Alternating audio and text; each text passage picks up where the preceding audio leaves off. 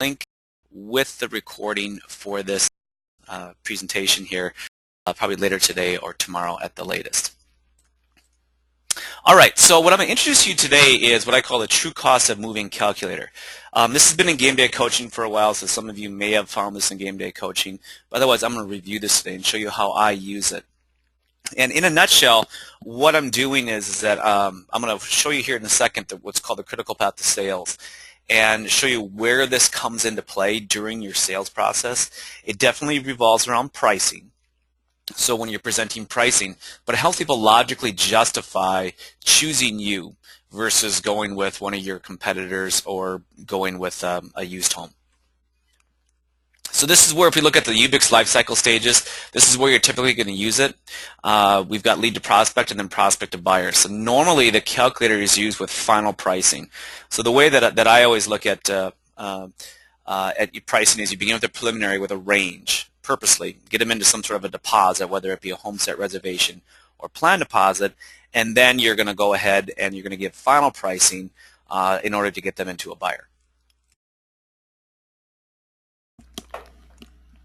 And then obviously the owner partner and referral partners come up after that. So the critical path to sales, I'm just going to review with you the steps here. There are 10 as this works. And this is again from the critical path to sales has been around forever. From my perspective, this would be from the prospect to buyer section of the Ubix sales system.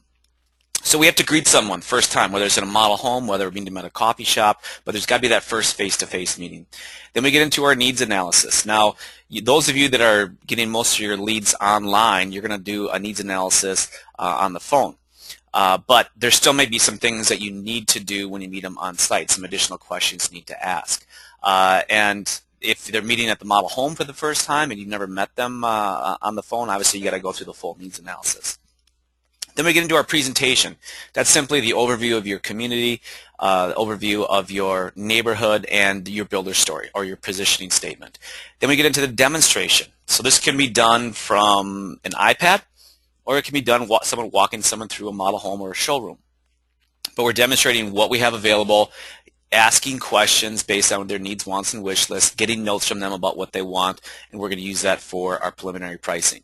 Selecting one comes down to this. I got to select one home site if I'm building a home, or I've got to select, say, a design service, or perhaps it's a floor plan if I'm going to build a home. But I got to get them down to narrow them down to select one, and that's where the emotional attachment part comes in.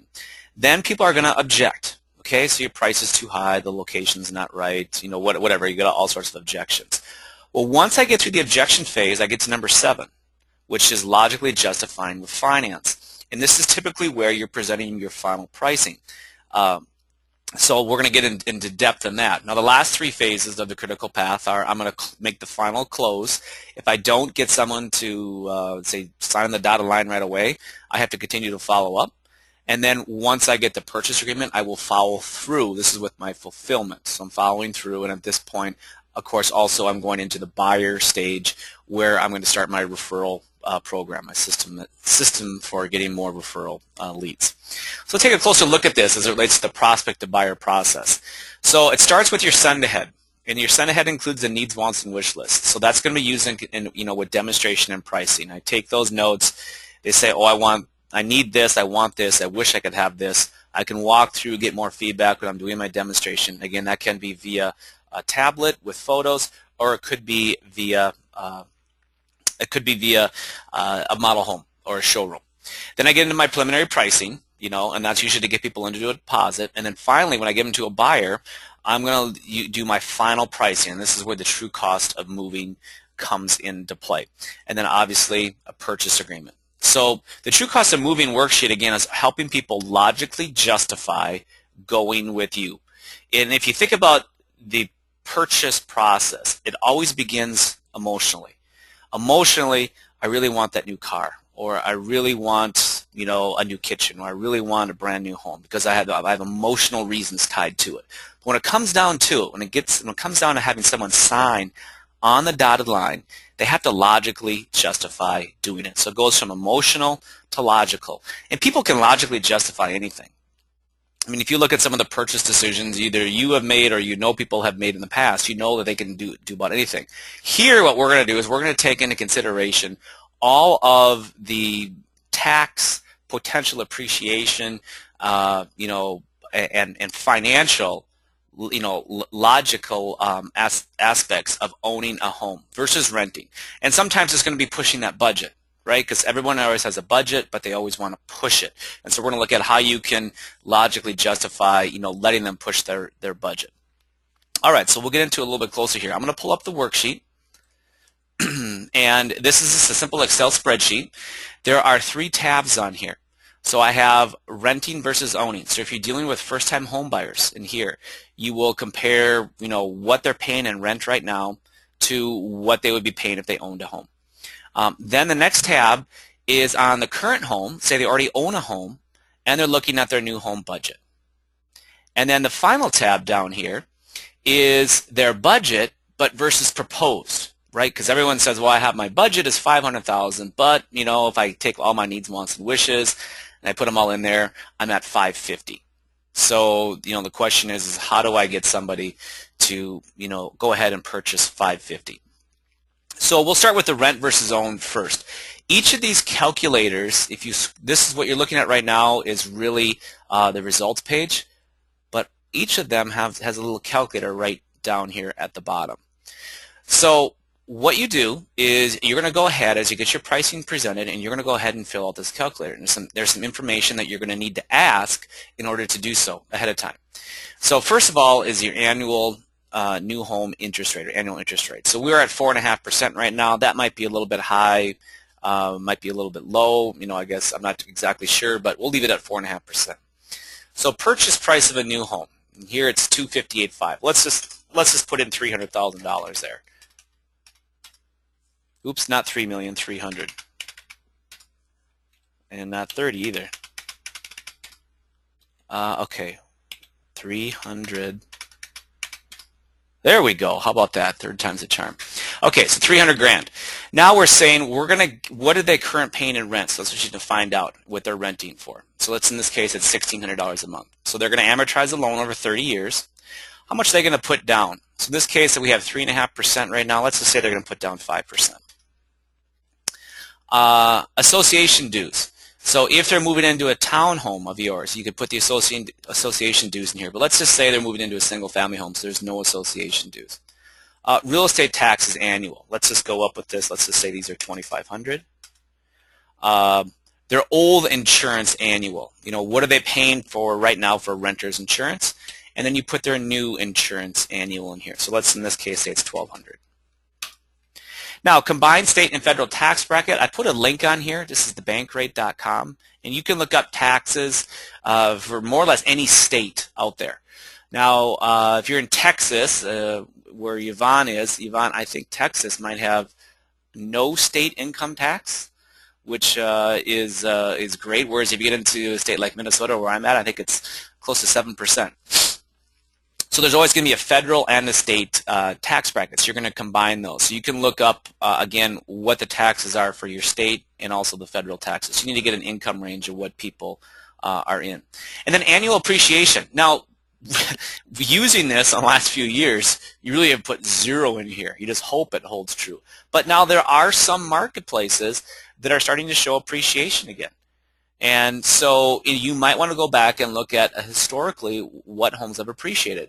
So let's just say cost of living. Let's just put in here an annual appreciation of 2.2%, something like that, roughly inflation.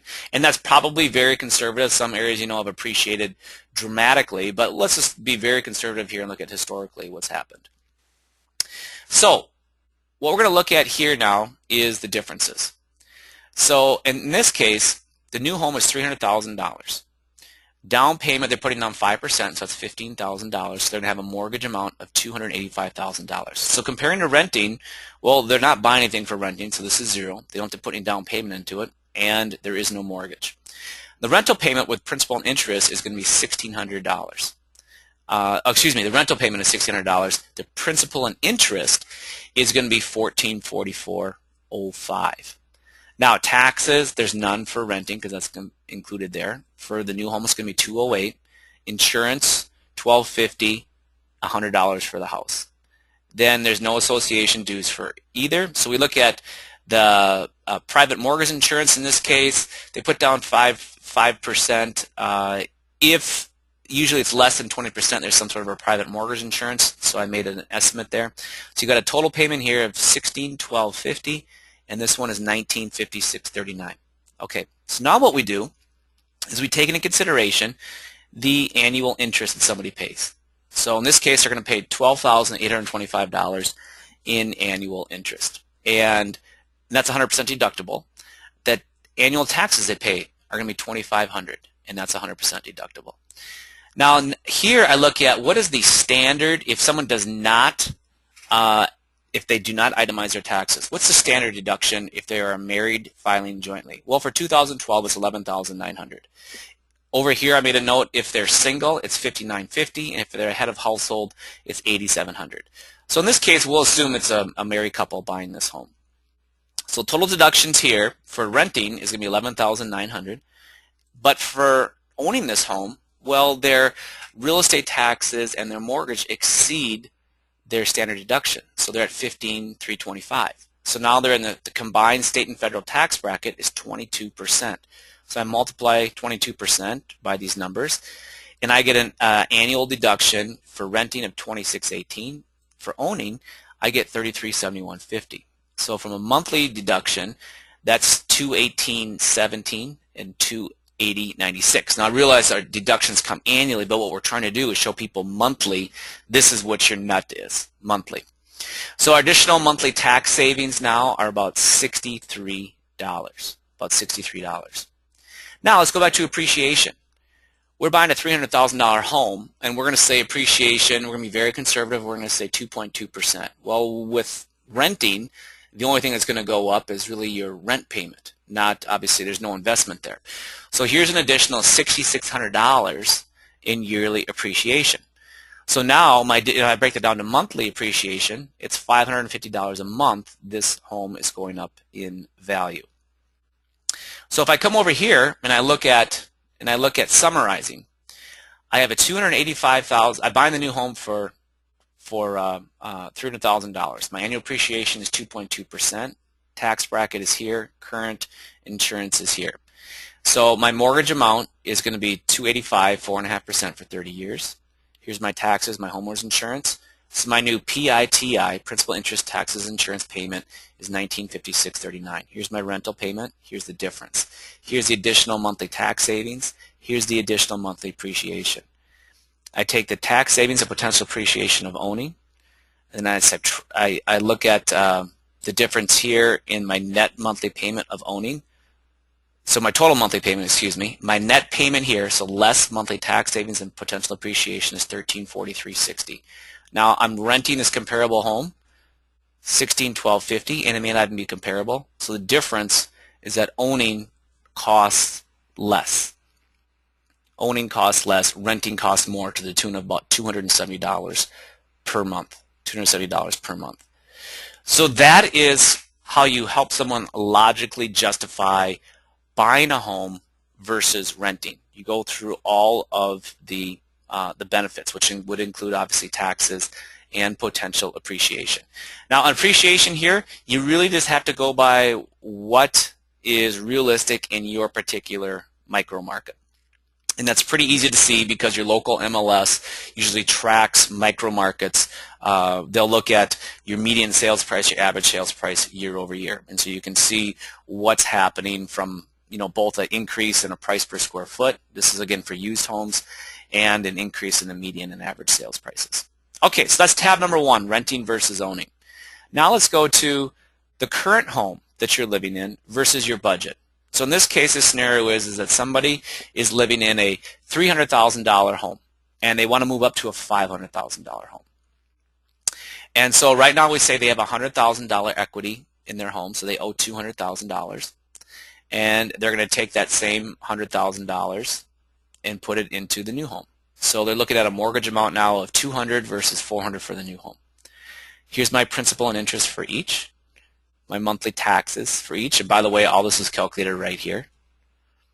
So if I say, it looks like I'm looking at say their existing mortgage is 5.5% and their new rate is 4.5%. You know what? Let's just go down here. Let's just say they refinanced and put them down at 4.5%.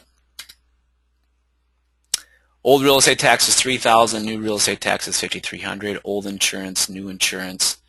Combined state and federal tax bracket. This is a higher income person, so the tax bracket is higher. And appreciation, we still have it 0.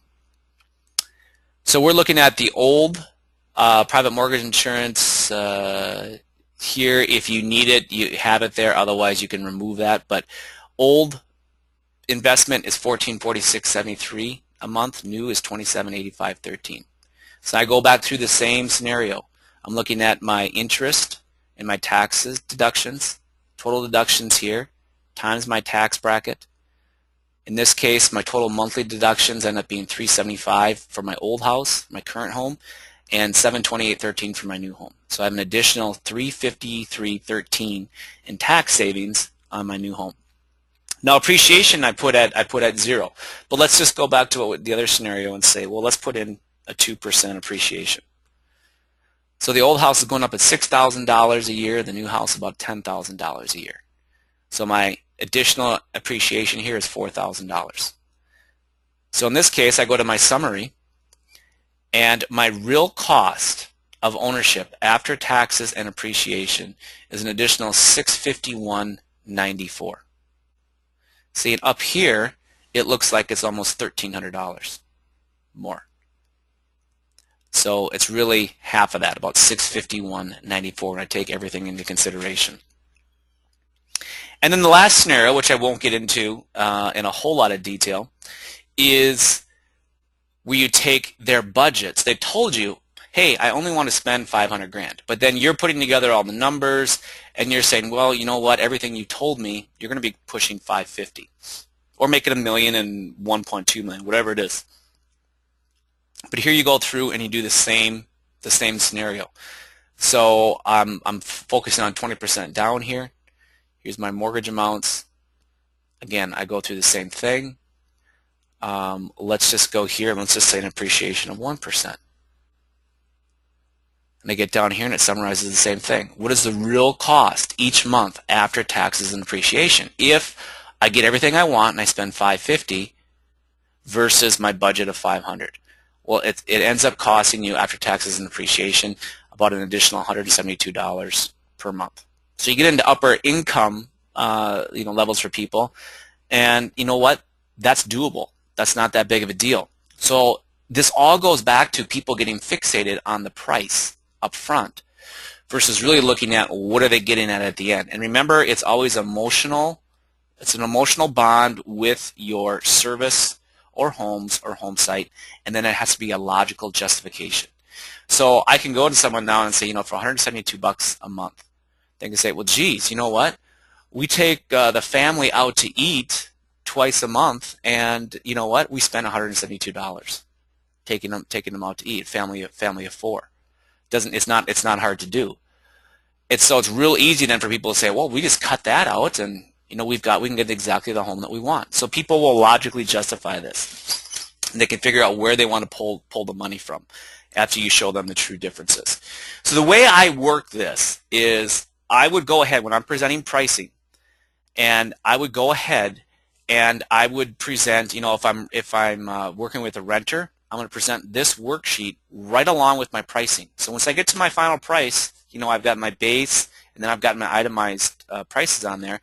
I would put this worksheet next to it. I say, well, let's take a comparison. Let's look at the true cost of doing this. And then same thing, if I was working with somebody that was already living in a home, I would prepare both of these. I would do the current versus budget worksheet here, and I would do the budget versus proposed. And so it's really, really simple. I pop these numbers in here. You know, I get an estimate of what they're paying for right now. Obviously, with new homes too, I'm going to have 12 to about 24 months of tax advantages where I'm just paying taxes on the lots because everything's paid in arrears.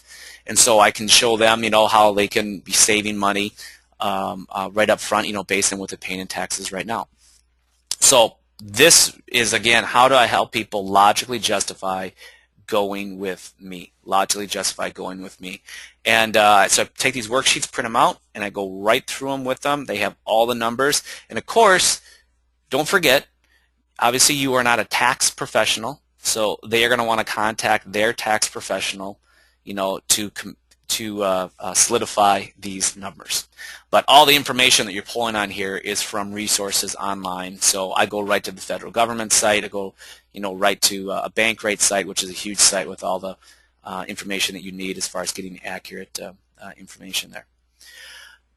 So that's it. That's it right now. Pretty concise. I never, and just so you know, unless somebody was well under budget, I never presented pricing without having one or more of these sheets attached to it. I always went through this stuff because I always, knew there was going to be that pricing objection, and I had to help them work through it. And people really appreciated, having all this information in front of them. And the ironic thing was, I sold anything from $1 million plus executive homes to entry-level first-time homebuyer homes. And you would think that the more sophisticated upper-end buyer would, look at this and say, oh, yeah, big deal, I know all that stuff. But what I found is that they appreciated it even more because their home was one of the largest sources of a tax deduction that they had, besides kids and homes. And it was especially true when you got with people that were employees in upper management positions because they didn't have their own business, so they didn't have a whole lot of deductions. So the house and kids was about it. So this was really, really important for them. And it got down into the first-time home buyers. It wasn't quite as powerful because, they've been getting their standard deduction and didn't really understand the concept of appreciation. They weren't that sophisticated. And so that was something interesting that I found out. But any questions on using the sheets? And the way I have these set up, by the way, is when you pull this worksheet up, and I'll send out the link where to get it on Game Day Coaching. When you pull this worksheet up, I should have all of the views set up. So if I go to, yeah, I've got this all set up. So when you want to go ahead and print each page, it's already formatted. So none of this other stuff over here comes into play. Just this information. And I can do the same thing here. Yep, it's all formatted. And rent versus own, same thing. Yep, you're good to go. So you go ahead and print them out and you're off and running. Well, that is it for today. And that's kind of going to conclude this area of logically justifying with finance. And then we'll have a roundtable forum here in 2 weeks. So we'll make sure we get a notification out to you guys at least a week in advance to start getting your feedback on topics that you would like to discuss, questions that you have. And again, if you want to talk about a specific prospect that you have that you're having trouble with moving them from point A to point B, we can certainly do that. And then we come back in October. We're going to get more into closing and keep following along that critical path to sales. So everyone else, have a great day. Thanks so much for attending, and we'll talk to you again soon. Bye-bye.